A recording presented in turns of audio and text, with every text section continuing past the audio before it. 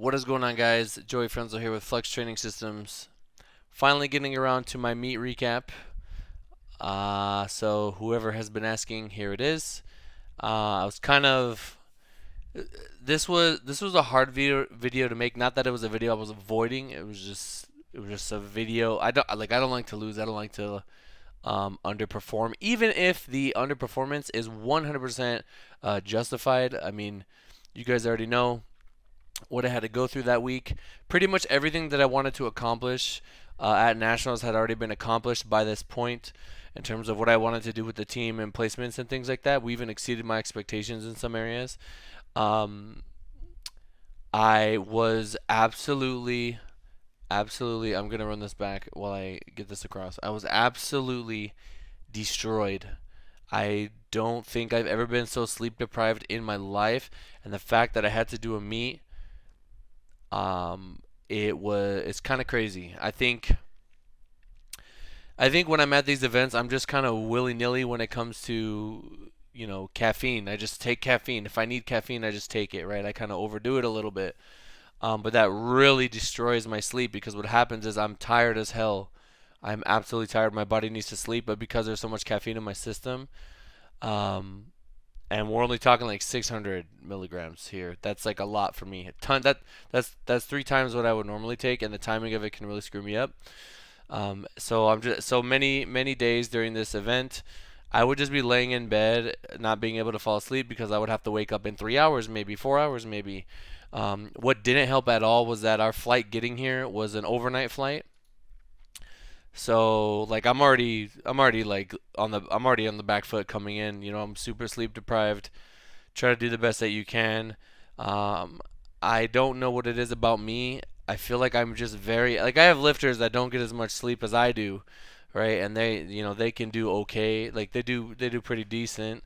Again, they could definitely improve on that, but for me, it's just like because my training, like I sleep good, I control my variables, so whenever I have any kind of disruption to my plan, it like really affects me.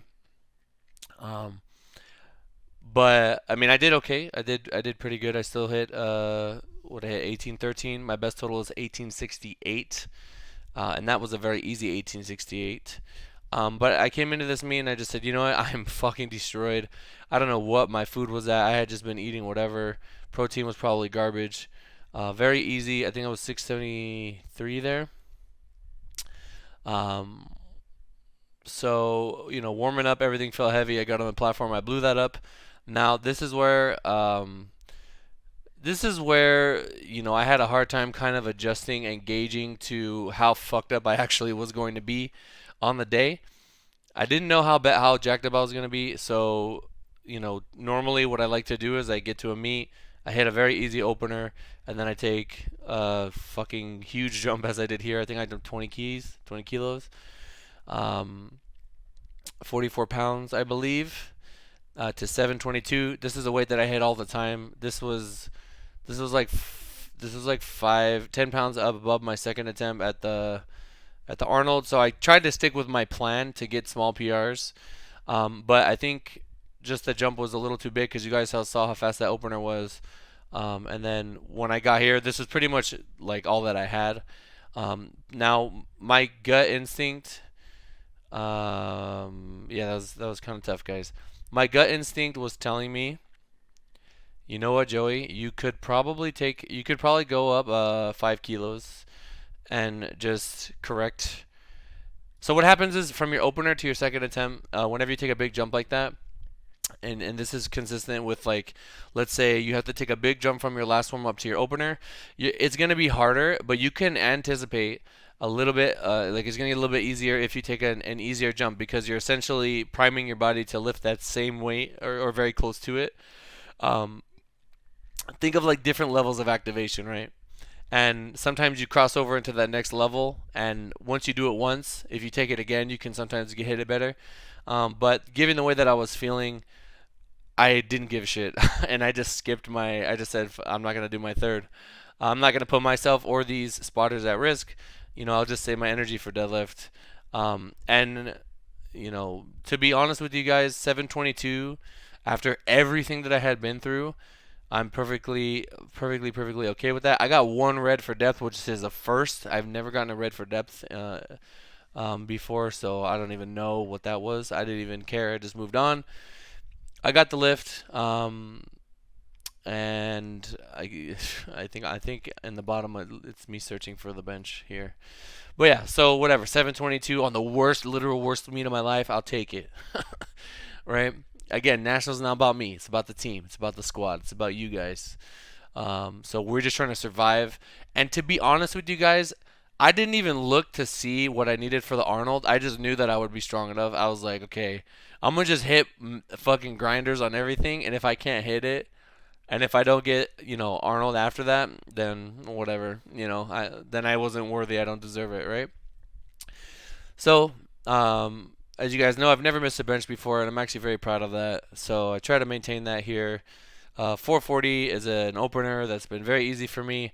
I think it might have been my heaviest opener I've ever done. Um, every warm up of everything felt horrible on everything, so I can't even tell where my strength is going to be for the day. This is also my first time using the SBD wraps. They did the job. I didn't feel like they held me back at all. Pretty solid 440 opener there. But that ain't no 475 day. You know what I mean? I don't have that today.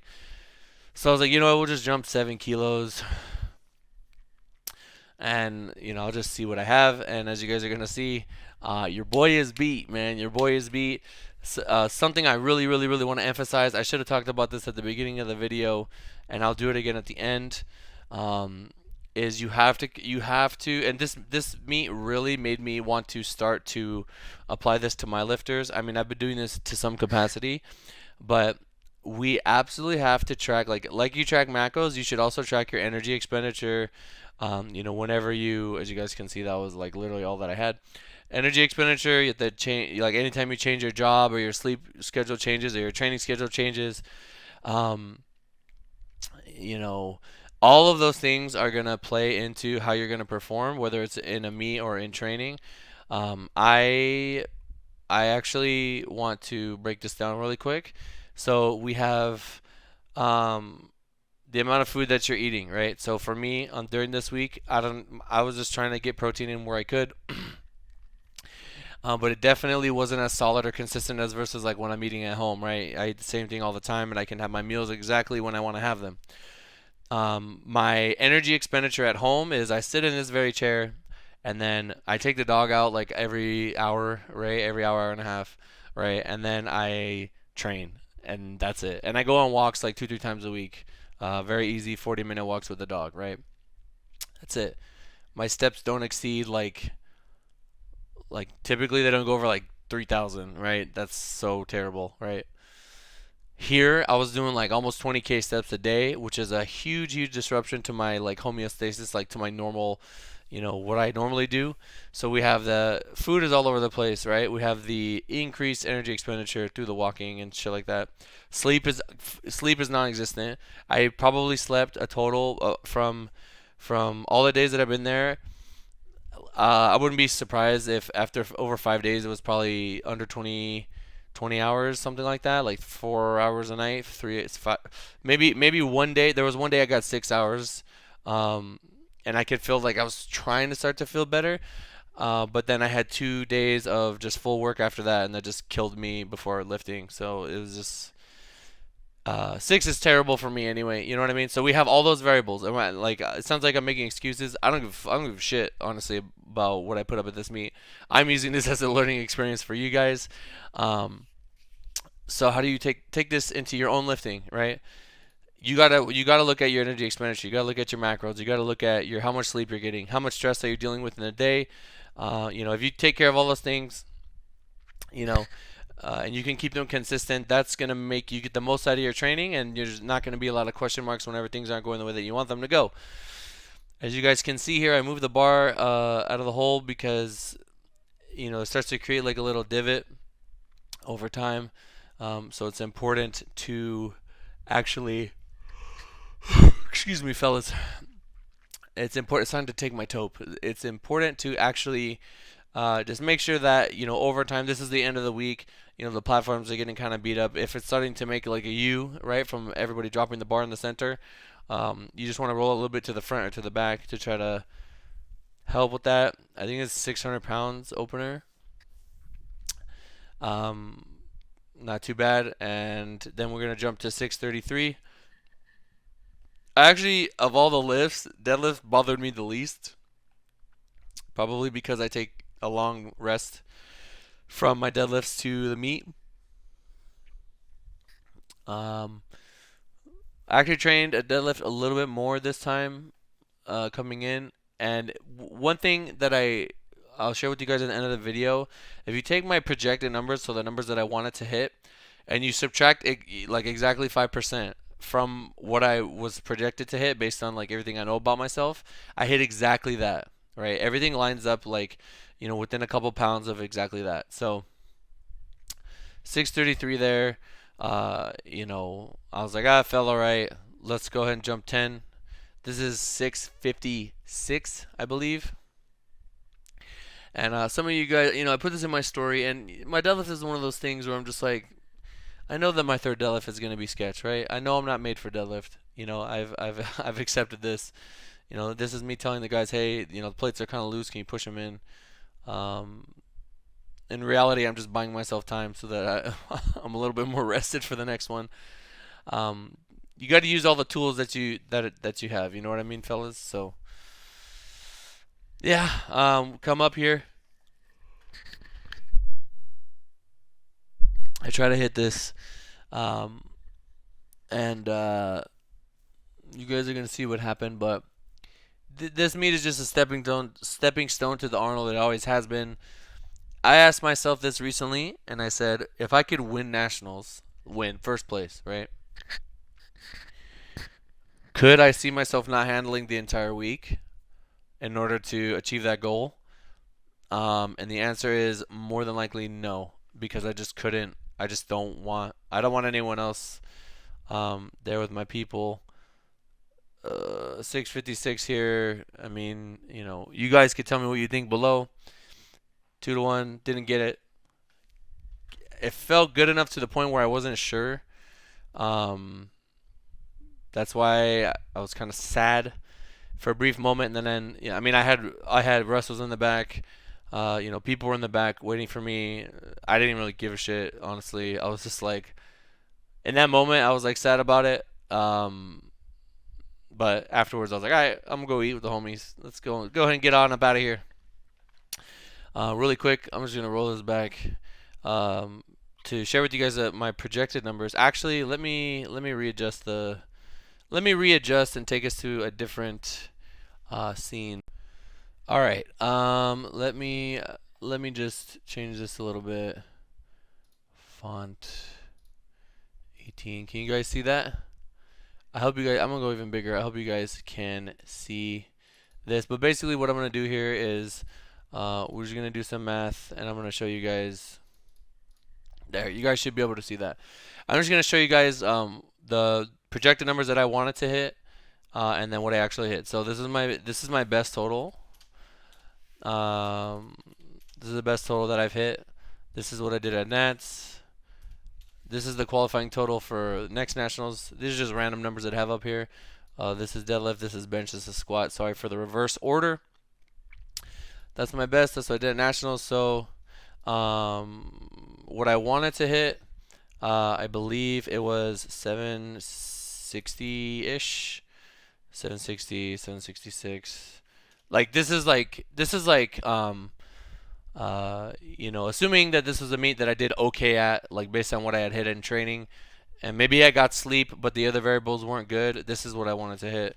474 to 480, and then for deadlift, I wanted to hit. I think that's what I had, right? So if we add this up, oh god, I can't type. If we add this up, all right. So really quick, what I did was multiply by 95%. So just take out 5% from this number. I think I used 666,480 in that. For squat, I ended up squatting 722. I hit 727 in the meet. For bench, I benched 457.9, and this is what 5% off that is. And then for deadlift, I actually exceeded my expectations because I was actually able to lock out 656. But 632, I ended up hitting 633 in the meet. So given that everything was like just 5% off of what I had wanted, leads me to believe, like, if it affects everything equally, then it's not something related to training or anything like that. It's related to like an outside source that's like literally pulling from you. So as you guys can see, that gives me this total right here, which fucking I don't even give a shit about anyway. There you go. So I think add some decimals to that, that'll equal 813. But anyway, that's what I ended up hitting. Other interesting fact is at my last Arnold, I hit like fucking 40-ish kilos more than what I hit at the previous nationals. Like, I hit way, way, way more. Maybe more. Maybe it was more than that. I don't even know. So if that happens again, this is my best total, right? Where's my mouse? Right here. And I tried to pull 1900. So that's what I hit. If my deadlift would have gone, which it didn't, so big deal, right? That's like 15 keys off. But if I hit this, guys, if I hit this at this next Arnold, I mean, I don't need to compete anymore. Honestly, I'd be chill with that. I'm gonna try to keep doing it as long as I can. But if I hit something around there in 1930, 1960, whatever, I'm pretty chill with that. But yeah, I hope you guys take something away from this.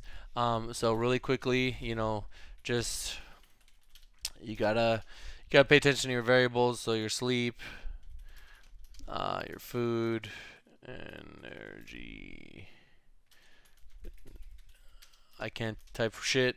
Sleep, food, energy, expenditure, stress. So for me, this was literally so the overnight flight and just having to be out late and up early every day. Food is just all over the place because I'm eating. I'm just eating out. I'm eating, whatever I can get my hands on. Energy expenditure, taking 20,000 steps a day, handling people, calling numbers, and then stress is just the mental stress of having to do all that. But I mean, believe it or not, this doesn't bother me as much as everything. I like stress. I like last minute deadlifts. I like having to change numbers on the fly to put in the best lift and things like that. So, but yeah, guys, that's what I did. I still competed. I still showed up. I didn't say, hey, I'm not gonna have a good meet. I'm not gonna do it. I'm signed up for the Arnold. I want to make this my best meet ever. I'm already pretty content with where I'm at, but anything on top of it, just icing on the cake. I hope you guys are able to take something away from this video.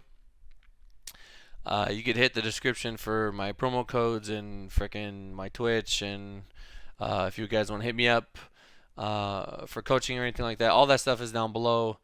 But yeah, guys, thank you so much for watching this video. If you guys have any questions at all, go ahead and drop it down below. I hope you don't mind this kind of format, and I will see you guys in the next one. I almost forgot. Let me get a hashtag less work in the comments below. And I'll talk to you guys in the next one. Peace.